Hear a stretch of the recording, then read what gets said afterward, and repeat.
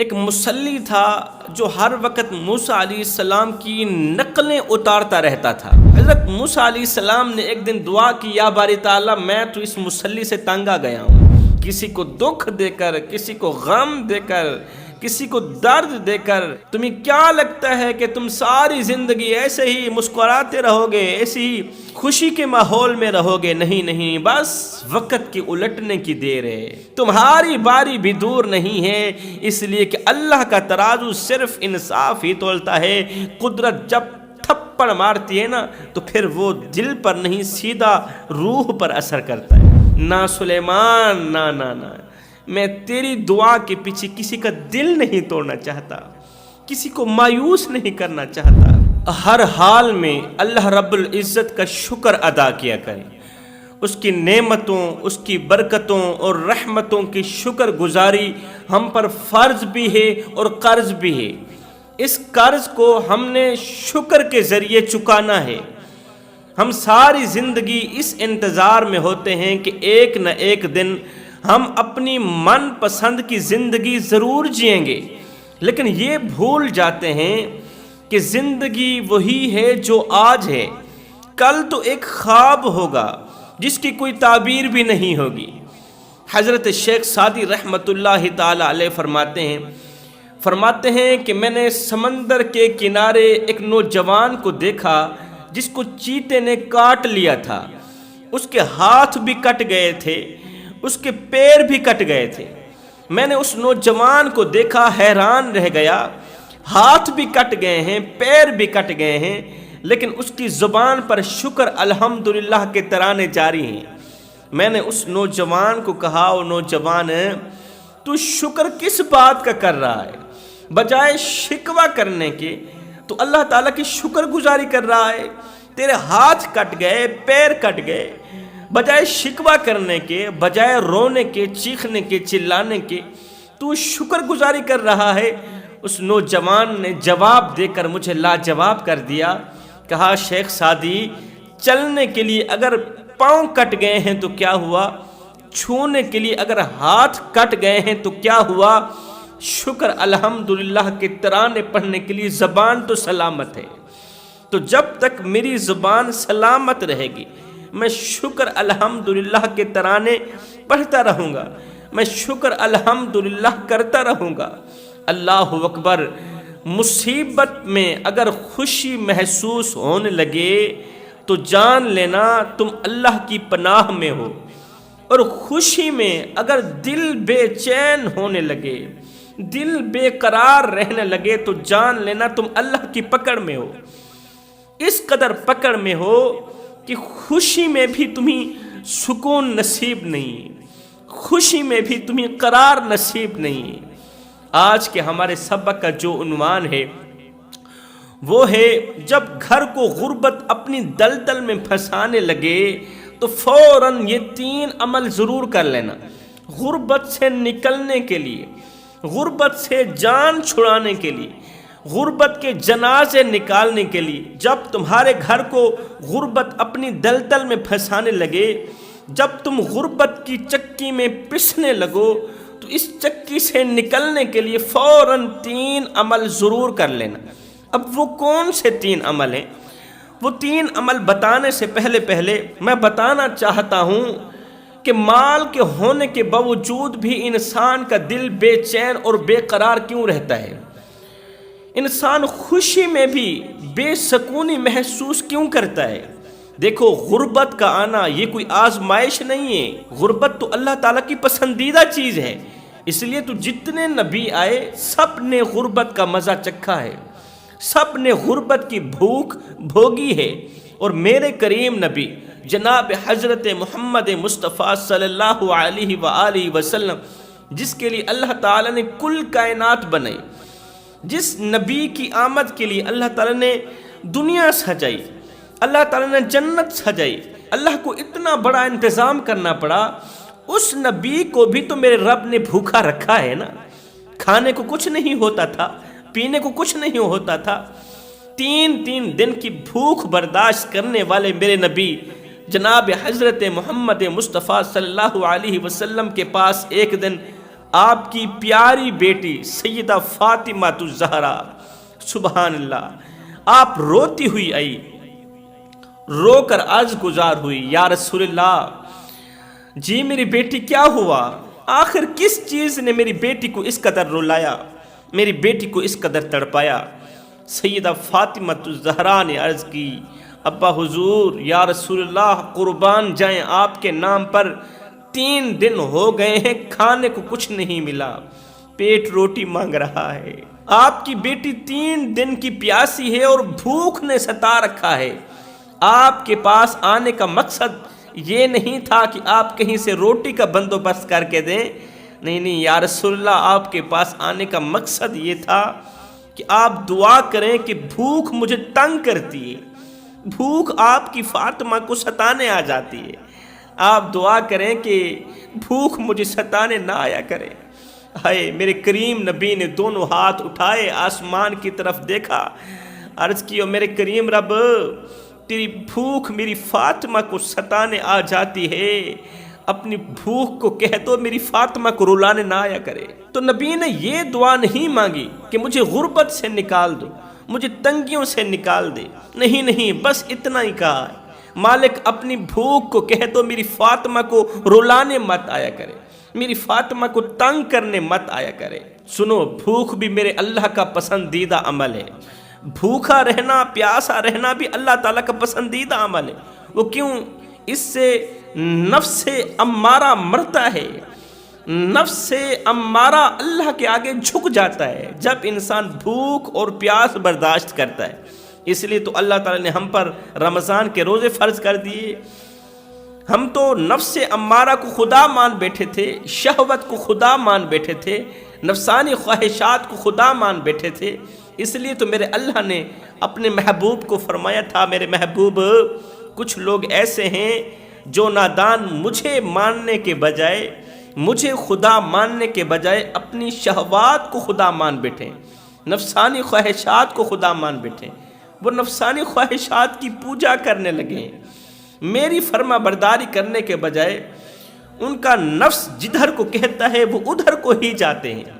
تو اس نفس کو اللہ کے حضور جھکانے کے لیے، نفسانی خواہشات کو اللہ کے حضور سجدہ ریز کرنے کے لیے اللہ تعالیٰ نے ہم پر رمضان کے روزے بھیجے تاکہ ہم بھوکے رہیں، پیاسے رہیں، ہمارا نفس اللہ کے حضور جھک جائے، ہم اللہ کے ولی بن جائیں۔ قیامت کے دن جب اللہ کا سامنا ہو تو ہمارے وجود میں ایک گناہ بھی باقی نہ ہو۔ اب بات کرتے ہیں کہ انسان کا دل بے سکون کیوں رہتا ہے۔ غربت کا آنا کوئی آزمائش نہیں ہے، لیکن بے سکونی خدا تعالیٰ کی پکڑ ہے۔ مومن کا دل بے چین نہیں رہ سکتا، متقی پرہیزگار کا دل بے سکون نہیں رہ سکتا۔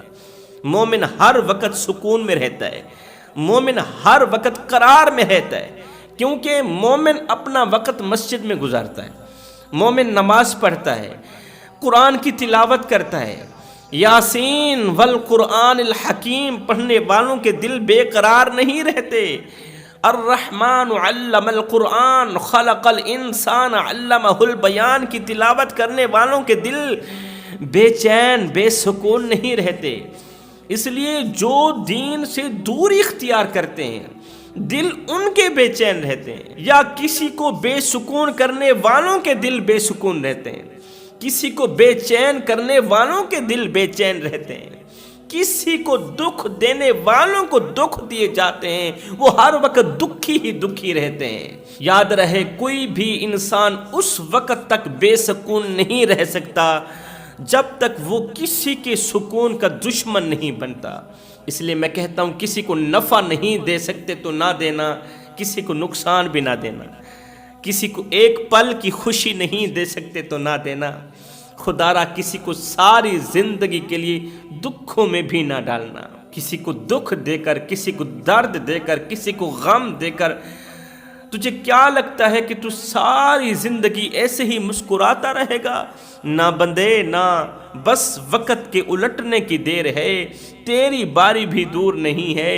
اس لیے کہ زندگی کے کسی نہ کسی موڑ پہ اپنا کیا آخر بھگتنا ہی پڑے گا۔ حضرت سیدنا سلیمان علیہ السلام کا دور تھا، آپ کے دور مبارک میں بارش نہیں برس رہی تھی، سبزہ نہیں اگ رہا تھا، بارش کے نہ برسنے کی وجہ سے سبزہ نہیں اگ رہا تھا، جانور بھوکے پیاسے مر رہے تھے۔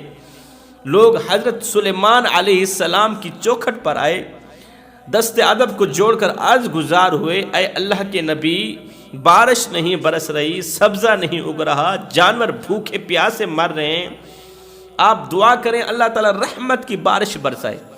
اللہ کے نبی نے فرمایا آؤ پھر چلتے ہیں میدان کی طرف۔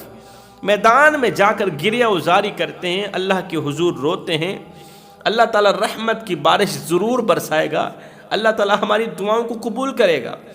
اب یہ ساری کی ساری قوم حضرت سلیمان علیہ السلام کی پیچھے پیچھے، سلیمان علیہ السلام آگے آگے میدان کی طرف جا رہے ہیں۔ جاتے جاتے چلتے چلتے اچانک حضرت سلیمان علیہ السلام کی نظر جب زمین پر پڑی تو آپ کی آنکھوں نے دیکھا ایک چھوٹی سی چونٹی ہے جو گریہ وزاری کر رہی ہے، زار و قطار رو کے دعا کر رہی ہے، عرض کر رہی ہے یا باری تعالیٰ ہم سے کون سا ایسا گناہ ہو گیا، مالک ہم سے کون سی ایسی غلطی سرزد ہو گئی، ہم سے کون سا ایسا گناہ ہو گیا جس گناہ نے ہمیں تیرے غضب کا نشانہ بنا دیا کہ تو رحمت کی بارش نہیں برسا رہا، کس گناہ کی وجہ سے اللہ تو نے ہمیں اس سزا میں ڈالا، اس سزا میں مبتلا کیا۔ مالک ہم بھوکے مر رہے ہیں، پیاسے مر رہے ہیں، سبزہ نہیں اگ رہا، تیرے جانور بھوکے پیاسے مر رہے ہیں، اللہ تو میں چونٹی کی دعا کو قبول فرما، رحمت کی بارش برسا۔ میں چونٹی کے ننھے ننھے اٹھے ہاتھ اپنی پاک بارگاہ میں قبول فرما، رحمت کی بارش برسا۔ حضرت سلیمان علیہ السلام نے اس چونٹی کی دعا سنی اور آمین کہتے ہوئے آگے میدان کی طرف چلے گئے۔ جب میدان میں پہنچے، دعا کے لیے ہاتھ اٹھایا تو اللہ نے فرمایا سلیمان آج تو نے دعا نہیں کرنی، آج تمہاری دعا کے بغیر ہی میں بارش برساؤں گا، رحمت کی بارش برسے گی، ابھی تھوڑی دیر کے اندر اندر برسے گی، تمہاری دعا کی ضرورت نہیں ہے۔ یا باری تعالیٰ دعا تو عبادت ہے اور دعا مانگنا تجھے بہت زیادہ پسند بھی ہے، میں تو تیرا پسندیدہ کام کر رہا ہوں، دعا نہ کرنے کی وجہ ہی کیا ہے؟ میرے مالک تو کریم ہے، رحیم ہے، تیری حکمت ہے، لیکن تیرا بندہ تجھ سے اتنا پوچھنا چاہتا ہے، بتا تو صحیح اتنی بڑی عبادت نہ کرنے کی وجہ کیا ہے؟ دعا کے نہ مانگنے کی، روکنے کی آخر وجہ ہی کیا ہے؟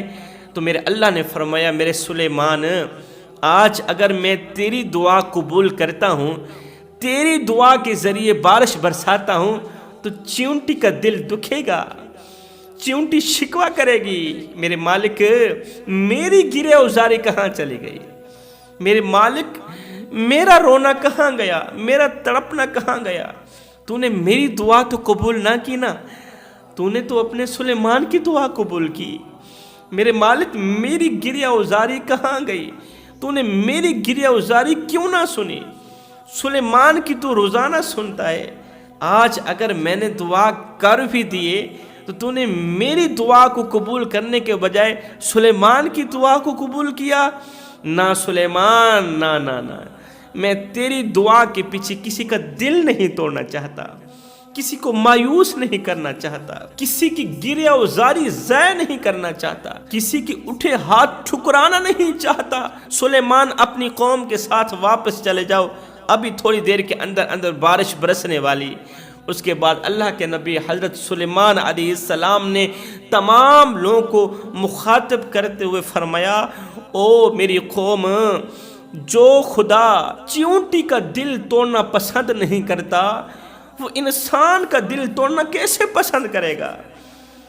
تم کتنے لوگوں کا دل دکھاتے ہو، دل توڑتے ہو، باتوں باتوں پر ہاتھوں کے ذریعے، اپنی زبان کے ذریعے لوگوں کا جینا حرام کر دیتے ہو، لوگوں کے دلوں کے ٹکڑے ٹکڑے کر دیتے ہو۔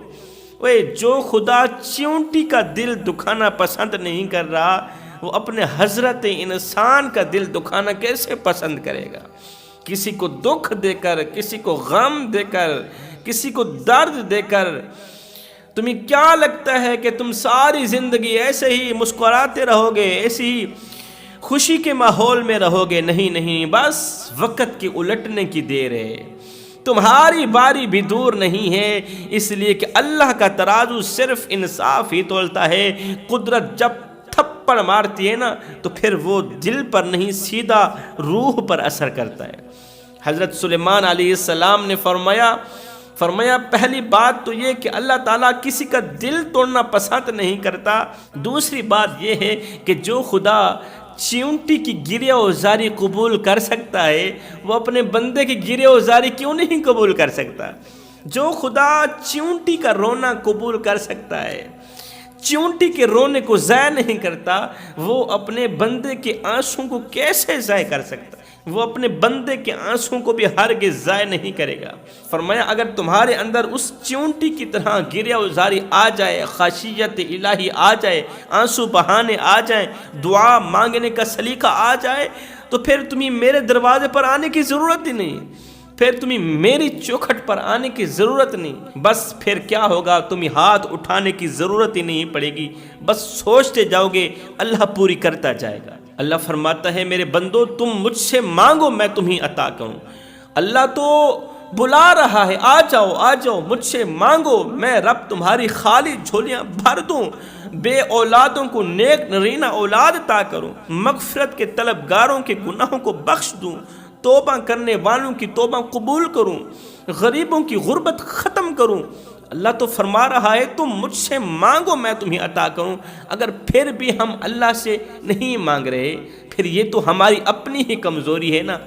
اور نہ دانو، جو خدا موسیٰ علیہ السلام کی نقل کرنے والے میراثی کو بے یار و مددگار نہیں چھوڑ سکتا، وہ اپنے پیارے حبیب جناب حضرت محمد مصطفیٰ صلی اللہ علیہ وسلم کی امتی کو کیسے بے یار و مددگار چھوڑ سکتا ہے؟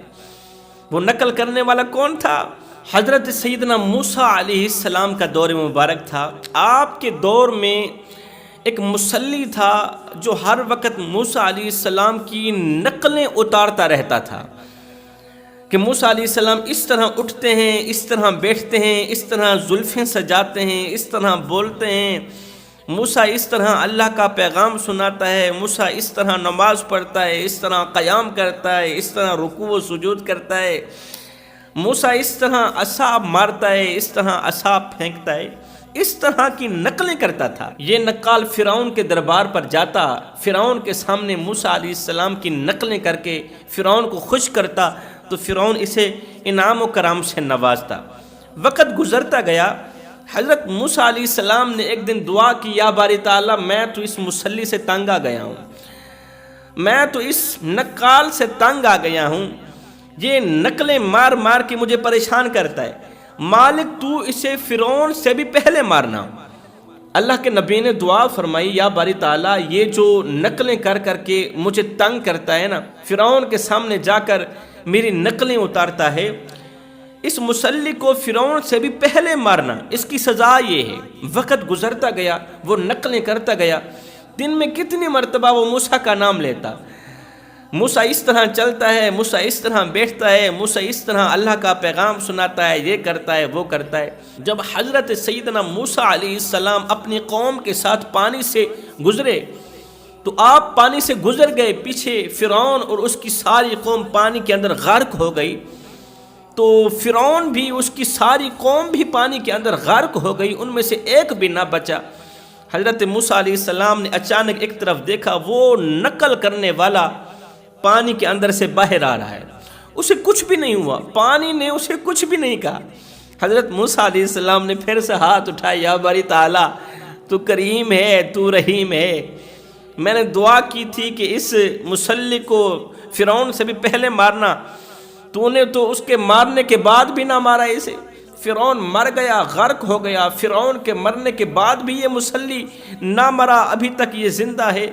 اللہ تعالی نے فرمایا، میرے موسیٰ میں کیا کرتا، اس کے کرتوتوں کو دیکھتا یا تیرا نام دیکھتا؟ سبحان اللہ، میں اس کے کالے کرتوت دیکھتا، میں نقل دیکھتا یا تیرا نام دیکھتا؟ اور میرے موسیٰ دن میں پتہ نہیں کتنی مرتبہ میرے موسیٰ کا نام لیتا تھا، کہ موسیٰ اس طرح چلتا ہے، اس طرح پھرتا ہے، اس طرح بیٹھتا ہے، اس طرح اٹھتا ہے، موسیٰ اس طرح اللہ کا نام لیتا ہے، اس طرح اللہ کا پیغام سناتا ہے، پھر یہ تیری طرح سجدے میں چلا جاتا تھا، یہ تیری طرح قیام کرتا تھا۔ موسیٰ میں اس کے کرتوت دیکھتا یا تیرا نام دیکھتا۔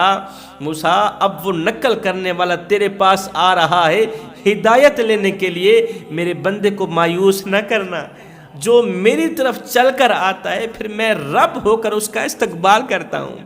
میری رحمت تو ایسے بندوں کے لیے منتظر بیٹھی ہے، میری رحمت تو بڑھ چڑھ کے انتظار کر رہی ہے۔ اے بندے، ایک بار تو اس کی چوکھٹ پر آ کر تو دیکھ، ایک بار تو اللہ کی چوکھٹ پر آ کر تو دیکھ، سر جھکا کر تو دیکھ۔ میرا اللہ فرماتا ہے بخشش کی حد نہ کر دوں، مجھے رب العالمین بھی نہ کہنا۔ موسیٰ تیری نقل کرنے والا، تیرا نام لینے والا، تیرا نام جپنے والا، تیرا نام لے لے کے روزی کمانے والا تیری طرف آ رہا ہے ہدایت مانگنے کے لیے، توبہ کرنے کے لیے۔ تو اس کو ٹھکرانا نہیں ہے، اس کو خالی ہاتھ واپس نہیں جانے دینا۔ تو میں سوچتا ہوں کہ جو خدا موسیٰ علیہ السلام کی نقل کرنے والے شخص کو بے یار و مددگار نہیں چھوڑ سکتا، وہ خدا اپنے محبوب کی سنتوں پر عمل کرنے والے انسان کو بے یار و مددگار کیسے چھوڑ سکتا ہے؟ ایک بار حضور کی سنتوں کا دامن مضبوطی سے پکڑو تو صحیح، حضور کی محبت کا دامن مضبوطی سے پکڑو تو صحیح، آقا کریم کے عشق کا دامن مضبوطی سے پکڑو تو صحیح، تو پھر دیکھنا اللہ تعالیٰ تمہیں سکون عطا کرے گا، اللہ تعالیٰ تمہیں قرار عطا کرے گا۔ پھر زندگی میں کبھی بھی تمہارا دل بے سکون نہیں ہوگا، بے چین نہیں رہے گا، بے قرار نہیں رہے گا۔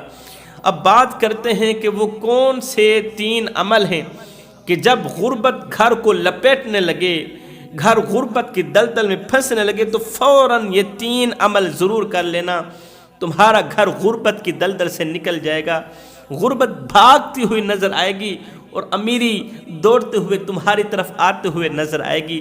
وہ کون سے 3 عمل ہیں؟ حضرت سیدنا علی المرتضیٰ شیر خدا فرماتے ہیں جہاں حرام ڈیرا ڈال دے وہاں برکت کو اپنا بوریا بستر اٹھانا ہی پڑ جاتا ہے۔ یاد رکھنا، جس طرح شیطان اور رحمان کی آپس میں دشمنی ہے، اسی طرح حلال اور حرام کی بھی آپس میں دشمنی ہے۔ جہاں حرام ہوگا وہاں حلال نہیں ہوگا، وہاں برکت نہیں ہوگی، اور جہاں برکت ہوگی وہاں حرام نہیں ہوگا۔ جہاں حرام ہوگا وہاں کثرت تو ہو سکتی ہے، برکت نہیں ہو سکتی۔ آج مال کے ہونے کے باوجود بھی دل بے چین رہتا ہے، دل بے قرار رہتا ہے، کوئی نہ کوئی گھر میں بیمار ہی پڑا ہوتا ہے۔ آج چھوٹے کو ڈاکٹر کی طرف لے کے جایا جا رہا ہے، آج بڑے کو ڈاکٹر کی طرف لے کے جایا جا رہا ہے۔ وجہ کیا ہے؟ ہمارے مال میں کثرت تو ہے لیکن برکت نہیں ہے۔ برکت نہ ہونے کی وجہ سے مال ادھر کو لگ رہا ہے، ادھر کو لگ رہا ہے، ادھر کو ضائع جا رہا ہے، ادھر کو بھی ضائع جا رہا ہے، اپنے ہاتھوں سے مال کو ضائع کر رہے ہیں۔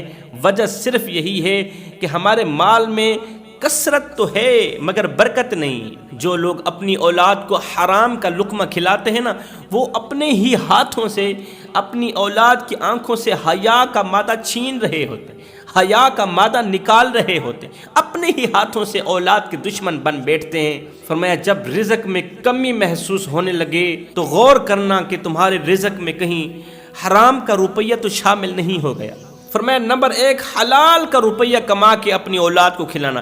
نمبر 2 والدین کی دعا بھی رزق میں برکت ڈالنے کا ذریعہ بنتی ہے، رزق بڑھانے کا ذریعہ بنتی ہے، گھر کو غربت کی دلدل سے نکالنے کا ذریعہ بنتی ہے۔ دنیا کی کوئی بھی طاقت یہ معلوم نہ کر سکی، آج تک پتہ نہ چلا سکی کہ رزق بانٹنے والے فرشتے کدھر کو ہوتے ہیں، کہاں ہوتے ہیں۔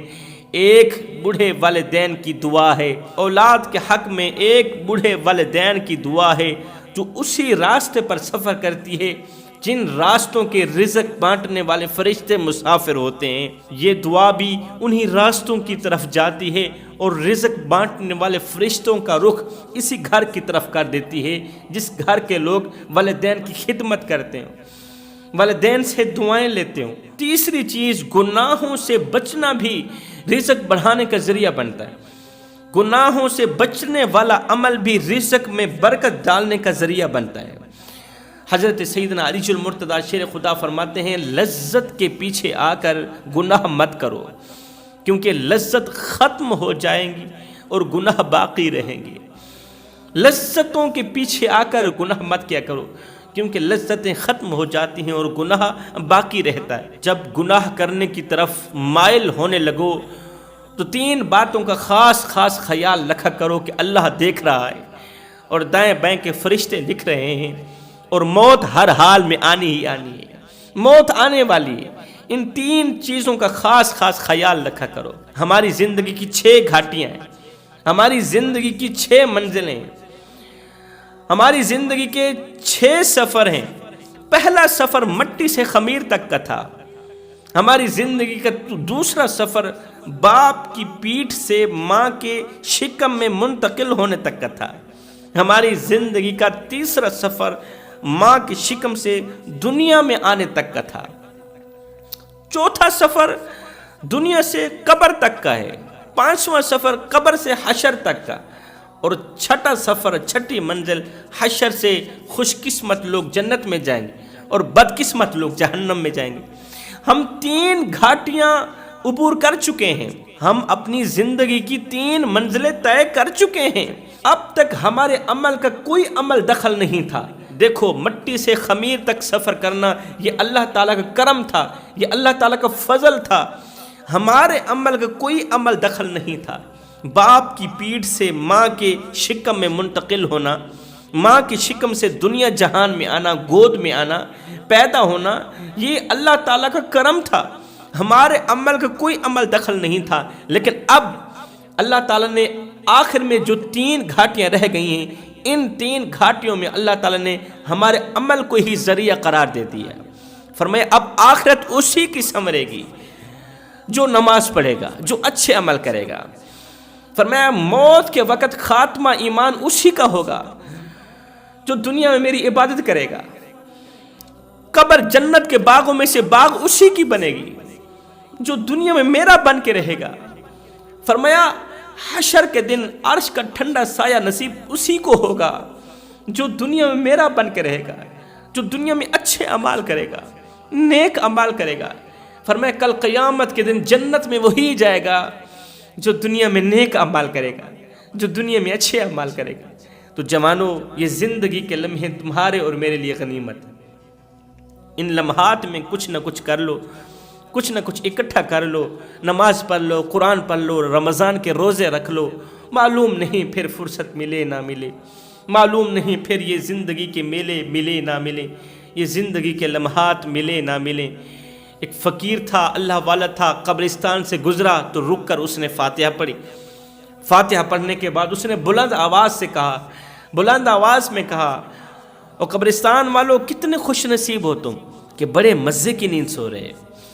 ایک قبر سے آواز آئی، بزرگ میاں مزے کی نیند ہم نہیں سو رہے، مزے کی نیند تو آپ سو رہے ہیں، ہم تو یہاں سونے کی سزا بھگت رہے ہیں، ہم بھی یہاں سونے کی سزا بھگت رہے ہیں۔ کہیں ایسا نہ ہو یہ قیمتی لمحات ضائع کر بیٹھیں، اپنی جوانگی آوارگی میں گزار دیں اور قیامت کے دن شرمندگی کا سامنا کرنا پڑ جائے۔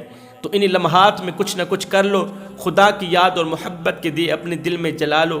معلوم نہیں پھر فرصت ملے نہ ملے، معلوم نہیں پھر یہ زندگی کے لمحے ملے نہ ملے۔ میں دعا کرتا ہوں اللہ ہمیں جلد از جلد نماز پنج گانہ با جماعت ادا کر